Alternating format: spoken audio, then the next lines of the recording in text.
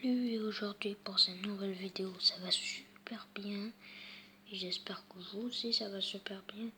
Alors comme vous le voyez, mon Bill a perdu quelques écailles, donc voilà, il est en train de perdre ses écailles. C'est normal, ça arrive à certains poissons qui perdent leurs écailles.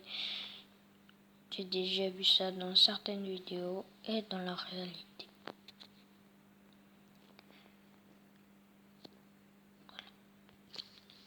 Mais aujourd'hui, on va parler de la nourriture des poissons rouges et comment élever un bon poisson rouge en bonnes conditions.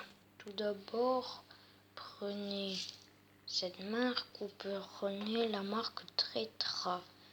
Je vous conseille ces deux-là car ce sont de très bons aliments. Ils font de très bons aliments pour vos poissons. Mais quelque chose va être super important, c'est quelle race de poisson tu veux. D'abord, est-ce que tu veux des poissons rouges comètes, des poissons rouges communs, des télescopes, des orandas, des pompons, des fantails, des choubenkin, des ranchous, des têtes de lion. Donc voilà, tout ça, ça va être super important. Une question que tout le monde se pose, est-ce qu'on peut mélanger les poissons rouges japonais avec les poissons rouges normaux? Voilà. Alors moi j'ai des poissons rouges normaux.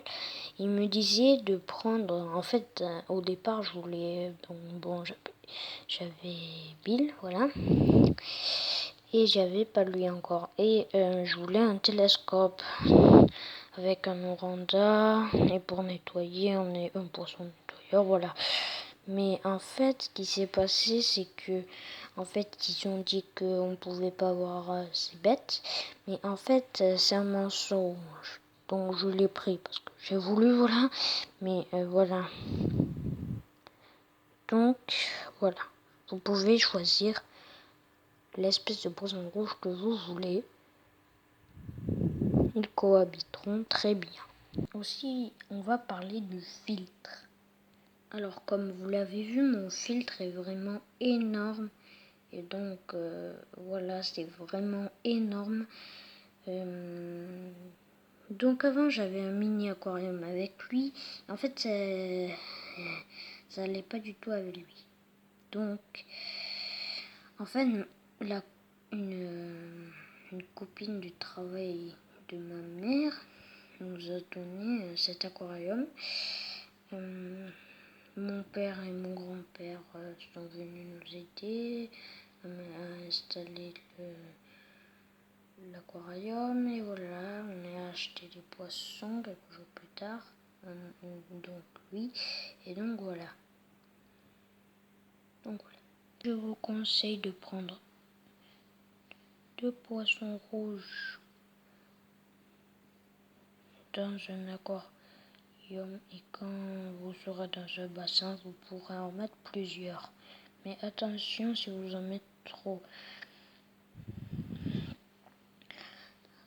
car sinon, peut-être que vous savez pas que vous avez des mâles et des femelles et peut-être que vous en aurez encore plus. Donc moi j'ai des mâles, j'ai aucun souci.